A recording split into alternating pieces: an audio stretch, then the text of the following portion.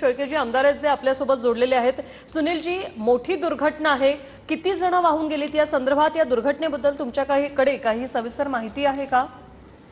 नक्कीच आता आम्ही तिथे ज्या ठिकाणी घटना घडली त्या ठिकाणी 5 मिनिटांमध्ये पोहोचतोय, परंतु घटना ही दुर्दैवी आहे।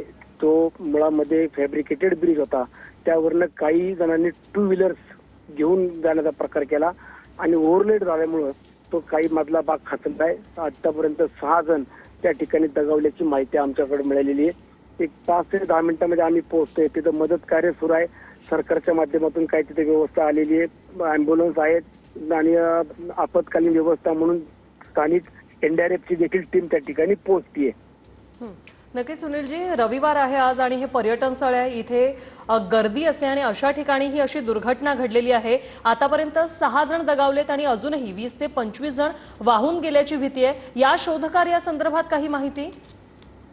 आता तिथे एनडीआरएफची टीम पोहोचतीये, आमच्या तळेगाव नगर परिषदेची प्रशासनाची टीम, देवरोड कॅन्टोन्मेंटची टीम त्या ठिकाणी घटनास्थळी पोहोचले आहेत। मदत कार्य सुरू आहे, परंतु आता ब्रिज पडलाय, काही ठिकाणी तिचा सकल भाग आहे, काही ठिकाणी दगडाचा खडखड भाग असल्यामुळं खाली आतमध्ये किती जण अडकले त्याच्या अजून आम्हाला अद्याप पुढली माहिती किंवा तशा पद्धतीची आम्हाला परिस्थिती सांगता येणार नाहीये।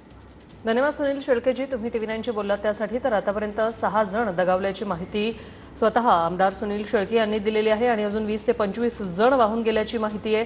भीती जी आहे ती व्यक्त करण्यात येते। एनडीआरएफची टीम या ठिकाणी पोहोचलेली आहे, स्थानिक प्रशासनाकडून देखील सध्या शोधकार्य सुरू आहे, अगदी युद्धपातळीवर हे शोधकार्य सुरू आहे।